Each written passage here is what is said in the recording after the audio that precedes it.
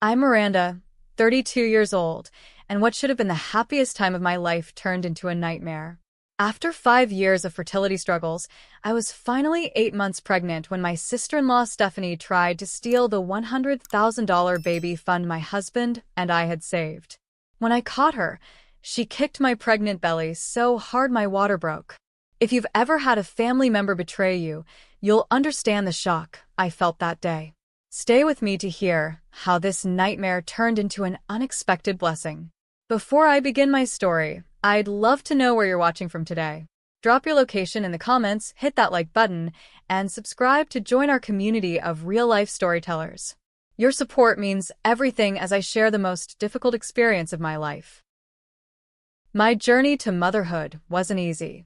For 5 long years, my husband Thomas and I tried everything to have a baby. The emotional roller coaster of infertility treatments, the disappointment month after month, and the growing fear that we might never become parents nearly broke us. But Thomas remained my rock through it all. As a financial advisor, he not only supported me emotionally, but also made sure we were financially prepared for whatever path to parenthood we might take. "We need to be ready for anything," Thomas would say as he meticulously managed our finances. "Whether it's more treatments, adoption, or surrogacy, we'll have the means to make it happen." That's how our baby fund was born. Every month, we set aside money specifically designated for our future child. Over the years, that fund grew to $100,000, a substantial amount that would cover medical expenses, education, and any emergencies. Thomas had set up special protections for the account, requiring both our authorizations for any withdrawals. It was our safety net, our promise to our future child. When we finally got the positive pregnancy test, we could hardly believe it. After so many disappointments, we were cautiously optimistic. By the time we reached the second trimester and saw our baby's heartbeat on the ultrasound, we allowed ourselves to hope. Thomas would place his hand on my growing belly every night and whisper plans for the future. Our little miracle, he called our baby. Thomas comes from a close-knit family. His parents, Barbara and Richard, were overjoyed about becoming grandparents. His younger brother Michael and his wife Laura had already given them 2 grandchildren and were supportive throughout our struggle. But then there was Stephanie, Thomas's younger sister. Stephanie had always been different from the rest of the family. While Thomas and Michael were responsible and hardworking, Stephanie drifted between jobs, relationships, and apartments. There was always drama surrounding her, money problems, boyfriend issues, conflicts with friends. The family tried to help, but it seemed like nothing was ever enough.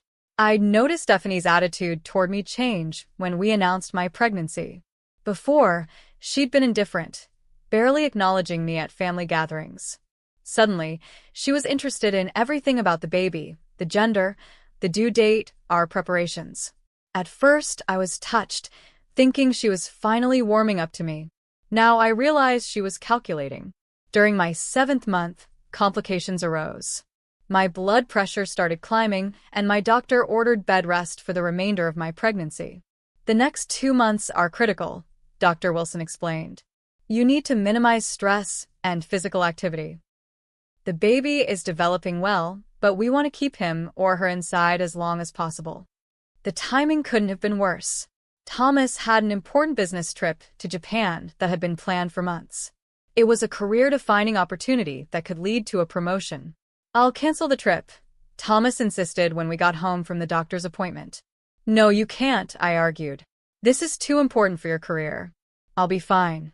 After much discussion, we reached a compromise. Thomas would go on the trip, but his mother Barbara would check on me regularly. The only issue was that Barbara lived an hour away and couldn't stay overnight due to Richard's own health issues. That's when Stephanie unexpectedly volunteered to help. "I can come by every day," she offered during a family dinner. "I'm between jobs right now, so my schedule is wide open." Thomas was hesitant, given Stephanie's reliability issues, but Barbara thought it was a wonderful idea. "This could be good for both of you," Barbara said, clearly hoping this responsibility might help Stephanie mature. "And Miranda needs someone nearby in case of emergency." So it was settled. Thomas would be gone for 2 weeks, Barbara would visit 3 times a week, and Stephanie would check in daily to help with meals and keep me company. The day before Thomas left, he gave me a long, worried hug. "I don't like leaving you like this," he whispered. "We'll be fine," I assured him, placing his hand on my belly where our baby was kicking. "We've got plenty of support. Just focus on your work and come back to us soon." Little did I know that the support system we'd arranged would be the very thing that put our baby in danger. The first few days after Thomas left went smoothly. Barbara visited as promised, bringing homemade meals and staying for a few hours to help around the house. Stephanie showed up daily, usually in the afternoons, and seemed genuinely interested in helping. It was on the 4th day that I first noticed something odd. Stephanie arrived while I was napping and woke me by opening drawers in our bedroom. "What are you doing?" I asked, startled awake. Stephanie jumped. "Oh. Sorry, I was looking for some tissues. I didn't mean to wake you." I pointed to the box of tissues clearly visible on the nightstand. Stephanie laughed nervously and said she hadn't seen them. It seemed innocent enough, but something about her behavior felt off. The next day, I noticed my wedding ring wasn't in its usual spot in my jewelry box. After a moment of panic, I found it in a different compartment. Had I misplaced it myself? With pregnancy brain affecting my memory, I couldn't be sure. A pattern began to emerge. Small items would be moved or misplaced: Thomas's watch, a pair of earrings, the spare key we kept in a kitchen drawer. Nothing was missing, just not where it should be. Then there were the phone calls. Stephanie would suddenly excuse herself to use the bathroom and stay there for 15 to 20 minutes. Through the door, I could hear her whispering urgently, though I couldn't make out the words. When she emerged, she always looked stressed, but quickly put on a smile when she saw me. "Everything okay?" I'd ask. "Just some friend drama," she'd reply with a dismissive wave. "Nothing for you to worry about." About a week into Thomas's trip, I caught Stephanie in our home office. I'd been resting in the living room when I heard the printer running. Curious, I made my way down the hallway and found Stephanie hurriedly shoving papers into her purse. "What are you printing?" I asked from the doorway. She nearly jumped out of her skin. "Miranda, you scared me. I was just printing a job application." "My printer at home is broken." "You could have asked," I said, noticing how she positioned herself to block my view of her purse. "I didn't want to bother you. The doctor said you need rest." Later that day, I checked the printer history and found that several of our financial documents had been printed. A cold feeling settled in my stomach. Why would Stephanie need copies of our bank statements? I tried calling Thomas that night, but he was in a remote area with limited service.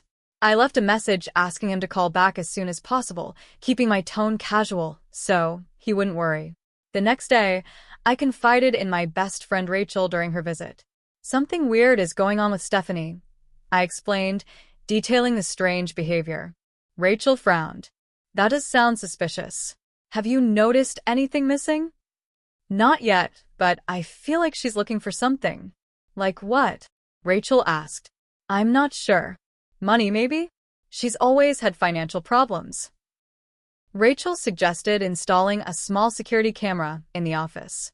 "Just to be safe," she said. "These days they're tiny and connect right to your phone." I hesitated, feeling guilty about spying on family. Thomas wouldn't like me suspecting his sister. "Thomas would like even less if something happened to you or the baby," Rachel countered. "You're 8 months pregnant and on bed rest. Your priority is keeping yourself and that baby safe." That afternoon, Rachel returned with a small camera that looked like a desk ornament. We placed it on the bookshelf in the office, angled to capture the desk and filing cabinet. That evening, Barbara called to say she couldn't visit the next day because Richard had a doctor's appointment. Stephanie immediately volunteered to spend extra time with me. "I'll come in the morning and stay all day," she offered, sounding almost too eager. That night, I overheard a conversation that confirmed my suspicions. Stephanie was in the guest bathroom again, but had forgotten to fully close the door. "I just need a little more time," she was saying in a hushed, desperate voice. "I found where they keep the information." "No, they have special protection on the accounts. I know I owe you. Don't you think I know that?" Please, just give me until the end of the week. When she emerged, her face was pale and strained. She made an excuse about feeling sick and left early. The next morning, I checked the security camera footage and felt my heart drop. After I'd gone to bed, Stephanie had returned to the office, using the spare key she must have found. The footage showed her methodically going through our filing cabinet, taking photos of documents with her phone, and trying to access Thomas's laptop. My hands shook as I rewatched the footage. My sister-in-law was clearly looking for financial information. But why? How desperate was she? I tried calling Thomas again, but only reached his voicemail. My next call was to Barbara, but she too was unavailable, already at Richard's appointment. I felt increasingly isolated and vulnerable. By midday, my anxiety had spiked so much that I could feel my blood pressure rising. The baby was extra active, sensing my stress. I took deep breaths, trying to calm down, knowing that getting worked up would only make things worse. When Stephanie arrived that afternoon, I watched her carefully, noticing how her eyes darted to the office door within minutes of her arrival.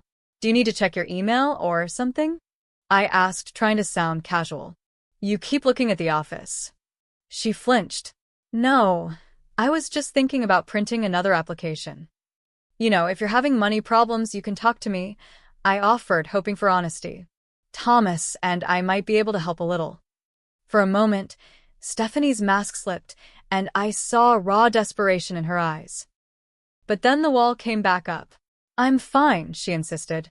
"Just the usual end-of-month squeeze. Nothing I haven't handled before." But I knew it was more than that. The security camera had revealed not just snooping but targeted searching. She was after something specific, and I had a sinking feeling I knew exactly what it was. My doctor had warned that stress could trigger complications. As my anxiety increased, I noticed swelling in my ankles and spots in my vision, both warning signs my doctor had told me to watch for. I needed to resolve this situation quickly, for the baby's sake. Little did I know that confronting Stephanie would lead to a catastrophe beyond anything I could have imagined. The breaking point came the next day. I woke up early, feeling uneasy after a night of fitful sleep. Checking my phone, I saw a notification from our security camera. When I opened the app, my blood ran cold. The footage showed Stephanie in our office again, this time in the early hours of the morning. She wasn't just looking through papers now. She was sitting at my laptop, frustration clear on her face as she repeatedly tried different passwords. I watched in horror as she pulled out a notebook and referred to what looked like a list of possible passwords. She tried several combinations before slamming her fist on the desk in frustration. After more attempts, she finally gave up and left. This was no longer just suspicious behavior. This was a deliberate attempt to access our accounts. When Stephanie arrived later that morning, I decided direct confrontation was necessary. I'd set up my laptop in the living room where I was resting, and I watched her eyes immediately lock onto it. "Looking for something?" I asked, my voice steadier than I felt. Stephanie startled. What? "No, I just brought you some muffins." She held up a bakery bag I hadn't noticed. "That's thoughtful," I said, not touching the bag. "Almost as thoughtful as you coming back at 2 a.m. to try to break into our computer." Her face drained of color. "What are you talking about?" I turned my phone toward her, showing a screenshot from the security footage. "Want to explain this?" For a moment, she seemed ready to deny everything. Then her shoulders slumped. "You don't understand, Miranda. I'm in trouble." "What kind of trouble justifies trying to steal from your brother and his pregnant wife?" Tears filled her eyes. "I made some mistakes. I've been gambling, trying to make quick money. But it got out of hand." "How much do you owe?" I asked. She named a figure that made my jaw drop. "The people I owe, they're not patient. They've threatened to take my car, evict me from my apartment. They've even threatened worse." I felt a mix of anger and pity. "Why didn't you just ask for help? Thomas would have tried to help you if you'd been honest." "Thomas is always the perfect one," she spat, bitterness suddenly replacing her tears. "Perfect job, perfect wife, perfect life. Do you know how hard it is living in his shadow? Everyone's always comparing me to him. That doesn't justify stealing." "I wasn't stealing. I was just borrowing. I would have paid it back before anyone noticed. I shook my head, disbelieving. You are trying to hack into accounts that require both Thomas and me to authorize withdrawals. That's not borrowing, Stephanie. That's theft. You don't need all that money, she shouted, mask fully slipping now. You have $100,000 just sitting there for a baby. Do you know what I could do with even a fraction of that? So she knew about the baby fund. I felt sick realizing how much she'd uncovered. That money is for our child's future, I said firmly. After everything we went through to have this baby, we're not taking chances with our security. Thomas would want to help me. He promised he'd always take care of me. That's what brothers do. Taking care of you doesn't mean giving you access to our baby's future. We can help you find a counselor for the gambling, maybe loan you a small amount to tide you over, but… A small amount? She interrupted with a harsh laugh. I need $30,000 by next week, or these people will make my life hell. I was shocked by the amount. We don't have that kind of cash just lying around, Stephanie. Our savings are allocated for specific purposes. But the baby fund is absolutely off limits, I stated firmly. It's in a protected account for a reason. Her face hardened. Thomas promised me. When our parents were going through their rough patch, he said he'd always be there for me financially. He owes me. I shook my head. Whatever he promised when you were kids doesn't extend to endangering his child's future. I'm sorry you're in this situation, but stealing isn't the solution. You turned him against me, she accused, eyes flashing. Before you came along, Thomas would have helped me, no questions asked. That's not true, and you know it. Thomas has always tried to help you responsibly. She stood up, hands shaking. You don't understand what these people will do to me. Then let us help you the right way. We can talk to Thomas when he gets back, work out a repayment plan, get you into counseling. I don't have until Thomas gets back, she shouted. I need the money now. I reached for my phone. I'm calling your mother. She needs to know what's going on. Don't you dare. Stephanie lunged for my phone, but I pulled it away. This has gone too far, Stephanie. You broke into our house, tried to access our accounts. This isn't just about money anymore. It's about trust and family. She stared at me, breathing heavily. Fine. Call her. You've always been her favorite anyway. Perfect Miranda, giving her the grandchild she always wanted. With that, she stormed out, slamming the door so hard the windows rattled. My hands were shaking as I called Barbara. When she answered, I tried to stay calm as I explained what had happened. Oh dear, Barbara sighed, sounding more tired than surprised. I was afraid something like this might happen. You knew about her gambling? Not specifically, but Stephanie's always had problems with money. Richard and I have bailed her out more times than I can count. She tried to steal from our baby fund, Barbara. She was going to take money we've saved for years. There was a long pause. I'll talk to her. And I'll come check on you this evening. Just try to stay calm for the baby, okay? Stress isn't good for either of you. After hanging up, I sent Thomas an urgent email explaining the situation, knowing he might not see it right away, but hoping he'd check soon. Then I locked all the doors and tried to rest, but my mind kept racing. The confrontation had gone badly, but I never imagined just how much worse things would get. As the afternoon shadows lengthened across my living room, I had no idea that in just a few hours, both my baby's life and mine would hang in the balance. The house was quiet as evening approached. Too quiet. After the confrontation with Stephanie, I'd spent the afternoon trying to calm my nerves, alternating between watching the clock and checking my phone for any response from Thomas. Nothing so far. Barbara had texted to say she'd be over around 7. It was just past 6, and I was contemplating getting up to make some tea when I heard it, the sound of a key in the front door lock. My heart jumped to my throat. I wasn't expecting anyone. Barbara always knocked, even though she had a key. Hello? I called out, struggling to sit up from my reclined position on the couch. The pregnancy made quick movements difficult. No answer, but I heard footsteps moving quickly through the house. Not toward the living room where I was, but down the hallway, toward the office. Stephanie. It had to be. I know you're here. I called out, my voice shaking slightly. I can hear you. Still no response.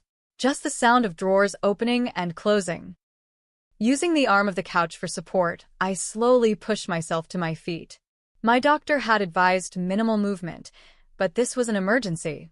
I had to see what Stephanie was doing. Holding on to walls and furniture for support, I made my way down the hallway. The office door was ajar, light spilling out into the corridor. I heard muttered curses and the sound of papers being shuffled. Taking a deep breath, I pushed the door open. Stephanie was at the desk, my laptop open in front of her. Papers were scattered everywhere, financial statements, account information, the folder containing documents about our protected accounts. She had my phone in her hand. She must have taken it from the living room before I woke up and was attempting to use the facial recognition to unlock the banking app. "Stephanie," I said, my voice surprisingly steady. "What are you doing?" She whirled around, eyes wide with panic and something else, determination. "You shouldn't be up. Go back to the couch. Not until you leave our house and give me back my phone. I need this money, Miranda. You don't understand what they'll do to me. And you don't understand what you're doing to us," I countered. "That's our baby's future you're trying to steal." "You can save more," she shouted, gesturing wildly with my phone. "You and Thomas both have great jobs. You'll replace it in no time." "That's not the point. That money took us years to save. It's protected for a reason." I stepped forward, hand outstretched. "Give me my phone, Stephanie. Then we can sit down and talk about how to get you real help." "I don't need your help," she spat. "I just need access to these accounts. Thomas would want to help me if you weren't poisoning him against me. Thomas loves you, but he wouldn't want you stealing from your own niece or nephew. Stop acting like you know what my brother would want." She was becoming more agitated, her movements jerky and unpredictable. "Thomas promised he'd always take care of me. Before you came along, he never would have let me struggle like this." I took another cautious step forward. "Your relationship with Thomas has nothing to do with me. This is about your choices." "It has everything to do with you," she screamed. "You took him away from his family. You and this baby are all he cares about now." She was beyond reason, her face contorted with a mixture of desperation and rage. I needed to defuse the situation, but my mind was racing, calculating the safest approach. "Stephanie, please. You're scaring me. This isn't you. You don't know me," she snarled. "You've never bothered to try." I was about to respond when I saw her eyes dart to the laptop screen. She'd managed to get into my email, where I could see Thomas's most recent message. His flight information. He was coming home early. "He's cutting his trip short because of me, isn't he?" Stephanie asked, voice suddenly quiet. "You told him what I did." "I had to, Stephanie. This is serious." Her face transformed, rage replacing the momentary vulnerability. "You've ruined everything. This was my last chance." She lunged forward, trying to push past me with the laptop and my phone. Instinctively, I grabbed her arm. "Stephanie, stop." What happened next seemed to unfold in slow motion. Stephanie wrenched her arm away with such force that I lost my balance. As I stumbled backward, she shoved me hard. I fell against the bookshelf, pain shooting through my back. But Stephanie wasn't done. In a blind rage, she lashed out, her foot connecting with my pregnant belly. The pain was immediate and excruciating. I doubled over, a scream tearing from my throat as I felt a gush of warm liquid between my legs. My water had broken. "Oh God," I gasped, clutching my stomach. "The baby. Call an ambulance." For a second, Stephanie stood frozen, horror dawning on her face as she realized what she'd done. But then something in her eyes changed. "No one will believe me if you tell," she whispered, panic replacing horror. "I'll say you fell. You've been on bed rest, having complications."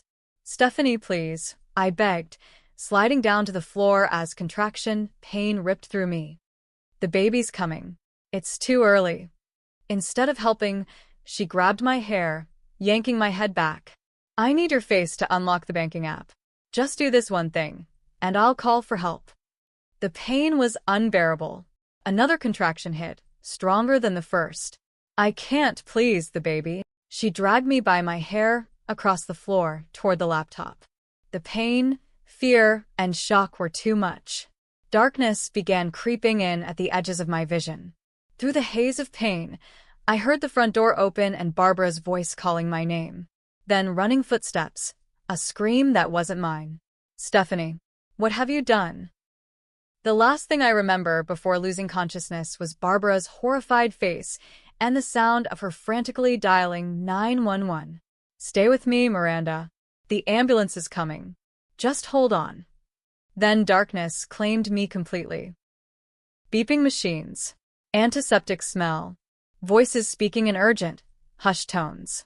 These were the first sensations that filtered through as I clawed my way back to consciousness. My eyelids felt impossibly heavy, but I forced them open, blinking against harsh fluorescent lights. She's waking up, someone said.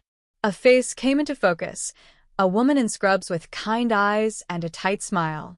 Miranda? Can you hear me? I'm Dr. Sarah Wilson. My mouth was dry, my thoughts scattered. But one clear thought pierced through the fog.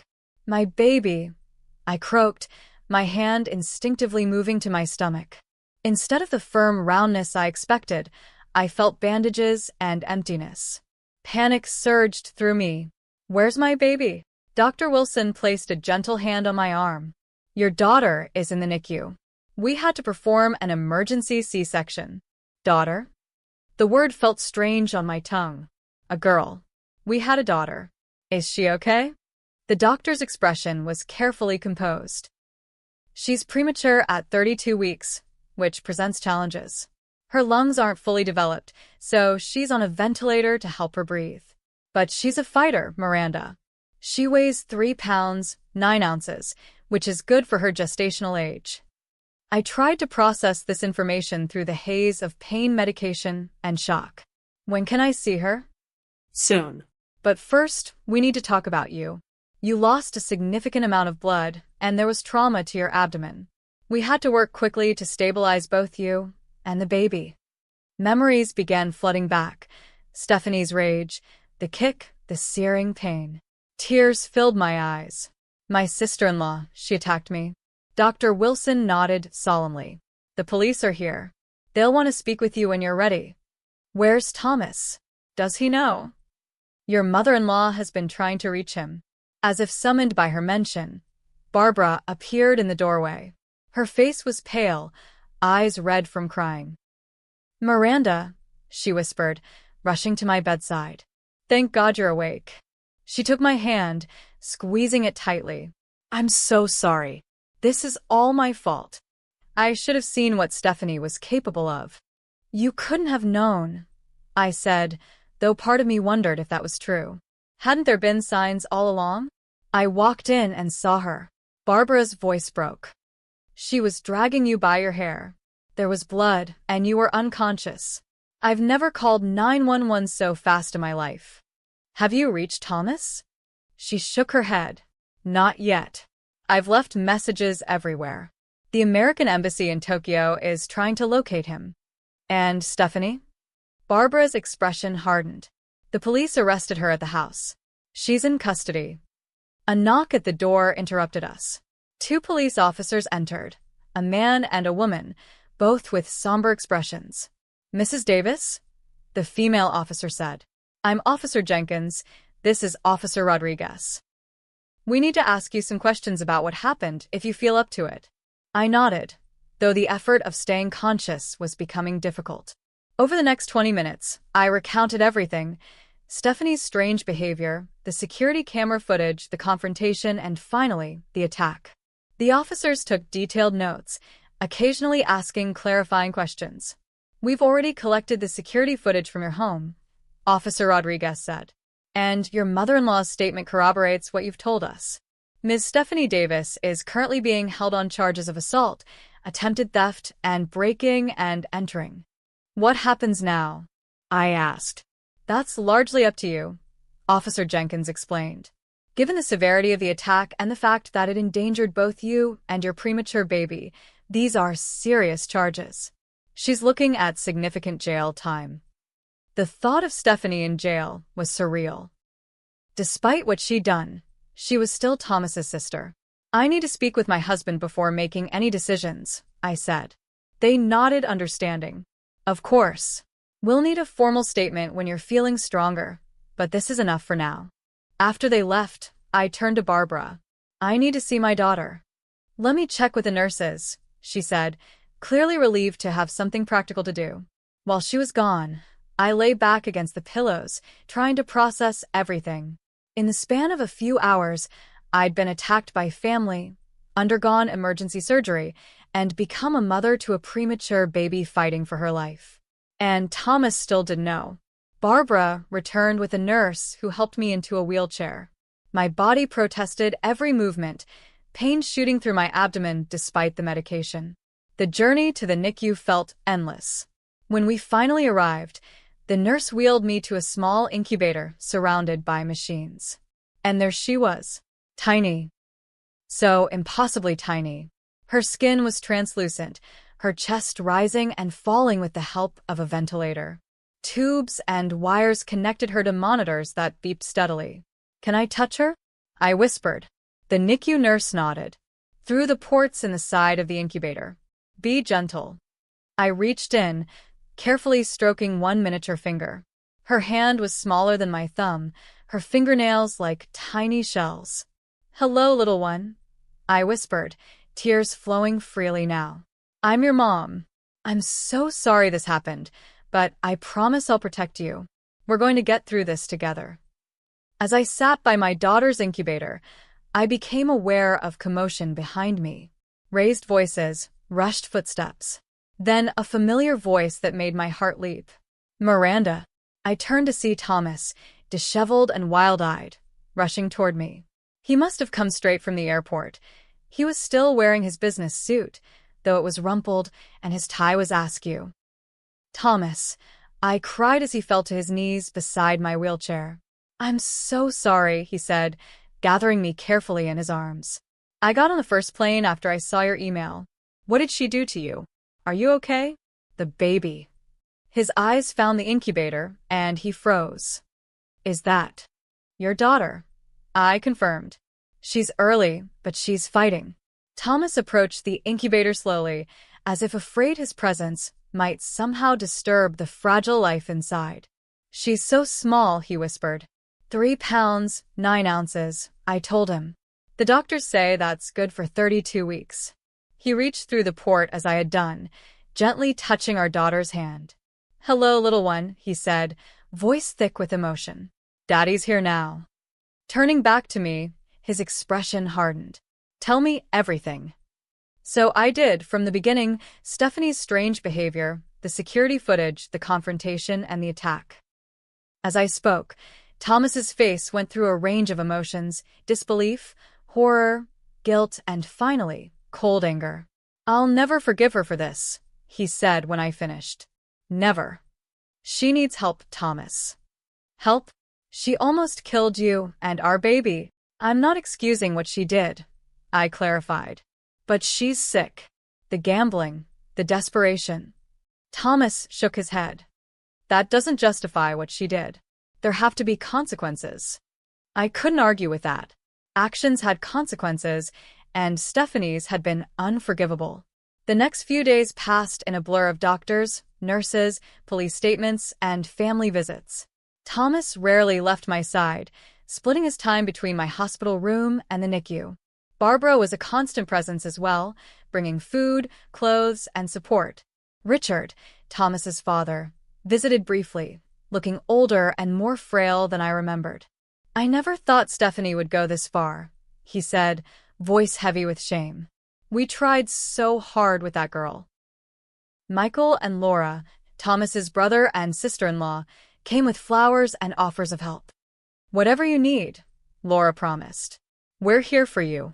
The police returned for my formal statement, and we learned that Stephanie was being held without bail due to the severity of the charges and the risk she posed. "She's asking to see you," Barbara told Thomas one afternoon. "She keeps saying she needs to explain." "There's nothing to explain," Thomas said firmly. "She made her choices." Through it all, our tiny daughter fought. Day by day, her stats improved slightly. She was still on the ventilator, still fragile, but the doctors seemed cautiously optimistic. She's resilient, the NICU doctor told us. Takes after her mother, I'd say. On the 5th day, I was finally discharged, though our daughter would remain in the NICU for weeks, possibly months. Leaving the hospital without her felt wrong, like I was abandoning her, though logically I knew she was in the best possible hands. We'll come back every day, Thomas assured me as he helped me into the car. And they'll call us if anything changes. Returning home was another shock. The office had been cleaned up, but I couldn't bring myself to enter it. The memory of the attack was too fresh, too vivid. We should move, I told Thomas that night as we lay in bed, his arm protectively around me. I don't think I can ever feel safe here again. He kissed my forehead. Then we'll move. Whatever you need to heal, we'll do it. As I drifted off to sleep, exhausted from the trauma and the healing process, I realized we hadn't yet given our daughter a name. Tomorrow, I thought. Tomorrow, we would name our fighter. The next morning, Thomas and I returned to the NICU. Our daughter seemed stronger already, her vital signs more stable than the day before. What should we call her? I asked Thomas as we watched her tiny chest rise and fall. He thought for a moment. What about Lily? It means resilience and rebirth. Lily, I repeated, testing the name. It felt right. Lily Davis, our little fighter. We officially named her that day, and it seemed to give her strength. Over the next week, Lily made small but steady improvements. She was taken off the ventilator and placed on a CPAP machine, a less invasive form of breathing support. We were able to hold her for the first time, practicing kangaroo care, skin-to-skin contact that the nurses assured us was vital for premature babies. Holding Lily against my chest, feeling her heart beat against mine, I finally began to believe that we would all be okay. Thomas took extended leave from work to support us. He shuttled between home and hospital, handled the police and legal matters, and fielded the constant calls from family members. One evening, as we were preparing to head back to the hospital, Thomas received a call from his mother. There's going to be a family meeting tonight, he told me after hanging up. About Stephanie. What about Stephanie? The district attorney is offering a plea deal. Some of the family thinks we should encourage her to take it. I could tell from his tone that Thomas wasn't among them. What do you think? I think she should face the full consequences of what she did. His voice was hard, unyielding. Would you be willing to just listen to what they have to say? I asked gently. He sighed. For you, yes. The family gathering was tense. Barbara and Richard had opened their home to everyone, Michael and Laura, Thomas's uncle Frank, and his Aunt Patricia. The only person missing was Stephanie, who remained in jail. The DA is offering a deal, Barbara explained once everyone was settled. If Stephanie pleads guilty to assault and attempted theft, they'll recommend a reduced sentence, 2 years in prison followed by probation and mandatory psychiatric treatment and gambling addiction counseling. That's not enough, Thomas said immediately. She nearly killed Miranda and Lily. We know what she did was terrible, Richard said, his voice weary. No one is excusing it. But she's still your sister, Thomas. A sister who chose money over the lives of my wife and child. Michael, who had been quiet until now, spoke up. I understand your anger, Thomas. I really do. But Stephanie has problems, real mental health issues that have never been properly addressed. Prison alone won't fix that. So, we just forgive and forget? Thomas demanded. No, Laura interjected. There have to be consequences. But there also has to be a path to rehabilitation. The debate continued, growing heated at times. I mainly listened, trying to sort through my own complicated feelings. Part of me agreed with Thomas. What Stephanie had done was unforgivable. But another part recognized that a longer prison sentence without treatment wouldn't protect anyone in the long run. What do you think, Miranda? Barbara finally asked. You were the one most hurt by Stephanie's actions. All eyes turned to me. I took a deep breath. I think the plea deal makes sense, I said slowly, feeling Thomas stiffen beside me. 2 years is not nothing. And the mandatory treatment is crucial. But I have conditions. What conditions? Richard asked. First, a restraining order. Stephanie cannot come near me, Thomas, or Lily ever again without our explicit permission. Second, she has to make full restitution for the medical bills her actions caused. And third, she needs to take full responsibility, no excuses, no blaming others. There was a moment of silence as everyone considered my words. Those seem reasonable, Barbara said finally. Thomas took my hand. Are you sure about this? After what she did to you? I'm not doing it for her, I explained. I'm doing it for us. For Lily. I don't want our lives consumed by hatred and court cases. I want to focus on healing and moving forward. After more discussion, Thomas reluctantly agreed to support the plea deal with my conditions. The family seemed relieved, though the tension remained. As we were leaving, Barbara pulled me aside. Thank you, she said, her eyes filled with tears. I know you had every right to demand the harshest punishment. I meant what I said. This isn't forgiveness. It's practical. She nodded understanding. Still, it shows tremendous strength. On our way home, Thomas was quiet. Are you angry with me? I finally asked. He shook his head. No. I may not agree completely, but I respect your decision. And you're right. Dragging this through the courts would keep the wound open longer. We still need to press charges. She still needs consequences. Absolutely, he agreed. And she'll never be a part of Lily's life. That's non-negotiable. The next day, we learned something that solidified our decision. The police investigation had uncovered that Stephanie's financial troubles were even worse than we'd imagined. She had stolen from other family members, taken out credit cards in her parents' names, and was in debt to people connected to illegal gambling operations. This wasn't just about you, the detective explained. She's been systematically exploiting her family for years. Your baby fund was just the largest target. Thomas was devastated by the revelation. How did we not see this? People hide addiction well, I reminded him. And your family has always wanted to see the best in her. The legal process moved forward. Stephanie accepted the plea deal, and at the sentencing hearing, she finally faced us. She looked smaller somehow, her usual confidence gone. When given the chance to speak, she offered a tearful apology that seemed genuine, though it could never erase what she'd done. I'll never expect forgiveness, she said, looking directly at us. But I want you to know I'm getting help now. I'll spend every day trying to be better. Thomas remained stoic throughout, his hand gripping mine tightly. Afterward, he said simply, "Words are easy. Actions matter." As Stephanie began her prison sentence, we focused on Lily. After 6 weeks in the NICU, she was finally strong enough to come home. Bringing her into our new house, as we'd sold the old one, was the most joyful moment of our lives. "Welcome home, Lily," Thomas whispered as we placed her in the carefully prepared nursery. "Your journey started with a struggle, but your life will be filled with love." Standing there, watching my husband cradle our daughter, I realized that despite everything, we had won. Stephanie's actions had brought pain and nearly cost us everything, but in the end, our family was stronger. We had our daughter, we had each other, and we had a future ahead of us. That night, as Lily slept peacefully in her crib, Thomas and I made a pact. "No more looking back," he said. "From now on, we focus on building the best possible life for Lily." I agreed, knowing that while the scars would remain, they wouldn't define us. We had survived the worst and come through it together. Whatever challenges lay ahead, we would face them the same way, as a family. 6 months later, our lives had settled into a new normal.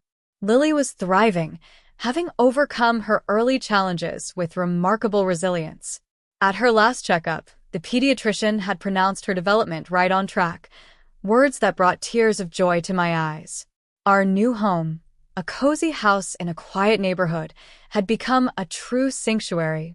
We'd installed a state-of-the-art security system, not out of lingering fear but as a practical precaution. Thomas liked to say we'd learned the hard way not to take safety for granted. The baby fund that had been at the center of the crisis remained untouched, though we'd moved it to new accounts with even stronger protections. In addition, we'd created a family trust with explicit legal provisions about who could access it and under what circumstances. It's not just about the money, Thomas explained to our financial advisor. It's about boundaries and respect. Stephanie remained in prison, where, according to Barbara, she was actively participating in therapy and addiction treatment programs. She sent monthly letters of apology, which Thomas filed away without reading. I occasionally glanced at them, looking for signs of genuine change. Sometimes I thought I saw it, other times I wasn't sure. Barbara had become a regular presence in our lives, doting on Lily and providing welcome support. She never pressured us about Stephanie, respecting the firm boundaries we'd established. "I understand why you can't forgive," she told me once as we watched Lily playing on her activity mat. "I don't know if I could either in your position." "It's not about forgiveness," I explained. "It's about trust. And that can't be rebuilt with words alone." Richard's health had declined further, making each visit with his granddaughter precious. Thomas had made peace with his father's tendency to make excuses for Stephanie, understanding it came from a place of parental love rather than dismissal of what she'd done. Michael and Laura remained steadfast allies, their children now cousins and playmates to Lily. They navigated the family divide with grace, never pushing us about Stephanie, but not abandoning her either. "Family is complicated," Laura observed during one visit. "You can love someone and still hold them accountable." Thomas had returned to work, but with a different perspective. He turned down a promotion that would have required extensive travel, prioritizing time with Lily and me instead. "Some opportunities aren't worth the sacrifice," he said when I questioned his decision. "The crisis taught me what really matters." I'd begun working part-time from home, balancing career and motherhood in a way that felt right. The trauma of Lily's birth had faded enough that I could now share her dramatic entrance into the world without being overwhelmed by the memories. My physical recovery had been complete, though I sometimes felt phantom pain where Stephanie's kick had landed. My therapist called it a body memory and assured me it would fade with time. The therapy sessions that had initially focused on trauma had evolved into discussions about forgiveness, boundaries, and family dynamics. I'd learned that healing wasn't linear and that it was possible to move forward without forgetting. "You've built remarkable resilience," my therapist commented during a recent session. Not everyone could transform such trauma into growth. One sunny afternoon, as I sat in the garden watching Thomas push Lily in her swing, I reflected on the journey we'd traveled. The attack that could have destroyed our family had instead revealed its strength. The sister-in-law who had tried to steal our baby's future had inadvertently given us a clearer vision of what that future should be. "What are you thinking about?" Thomas asked, noticing my contemplative expression. "About how far we've come," I replied. 6 months ago, we were in crisis. Now look at us." He smiled, lifting Lily from the swing and bringing her to sit between us on the garden bench. "We're the three musketeers now. All for one, and one for all." Lily gurgled happily, reaching for my face with her tiny, perfect hands. "Do you ever think about what we'll tell her when she's older?" Thomas asked. "About how she was born?" "I'd thought about this often. I think we'll tell her the truth, in age-appropriate ways. That she came into the world fighting, that she showed strength from her very first breath." "Not about Stephanie?" "Eventually, yes. But not as a cautionary tale about family. More as a lesson about resilience and boundaries." Thomas nodded thoughtfully. "I like that approach." As the sun began to set, casting golden light across our garden, I felt a sense of peace that had been hard-won. The baby fund that Stephanie had tried to steal was secure, but its purpose had evolved. It was no longer just financial security for Lily. It represented our commitment to protecting her in all ways. "We should probably head inside," Thomas said as the evening air cooled. "It's almost Lily's bedtime." As we gathered our things, my phone buzzed with a text from Barbara. "Richard's birthday dinner next weekend. Just family. Hope you can all make it." Thomas read the message over my shoulder. "What do you think?" "I think family is what we make it," I replied. And we've made a good one. That night, after Lily was asleep, Thomas and I sat on our porch swing, talking about future plans, a vacation next summer, perhaps a sibling for Lily in a year or two, college funds, and school districts. Did you ever imagine we'd be here? Thomas asked. After everything that happened? Not exactly here, I admitted. But I always believed we'd find our way through. Together. He squeezed my hand. Together. As I looked up at the stars, I thought about all the lessons our journey had taught me. That family isn't always who you expect it to be. That crisis reveals character. That healing takes many forms. That boundaries aren't just protective, they're necessary. Most importantly, I'd learned that resilience isn't about avoiding hardship, but about finding the strength to move through it and emerge stronger on the other side. Looking back now, I wouldn't wish our experience on anyone. The fear, the pain, the betrayal, they left marks that would never completely fade. But they also created a foundation of strength on which we built our new life, with Lily at its center. And in the end, isn't that what matters most? Not that we avoided struggle, but that we survived it. Not that we escaped pain, but that we didn't let it define us. Not that we received perfect love from everyone, but that we recognized and cherished the love that was real. So, if you're facing your own family crisis right now, know this. The path forward may not be clear, but it exists. Trust yourself to find it. Set the boundaries you need. Choose the family that chooses you. And remember that sometimes the happiest endings come after the hardest beginnings.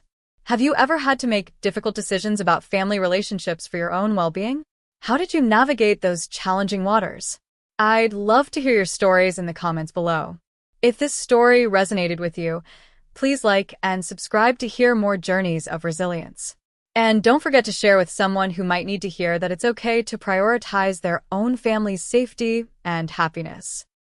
Thank you for listening to our story, and remember, sometimes the family we choose is the family that matters most.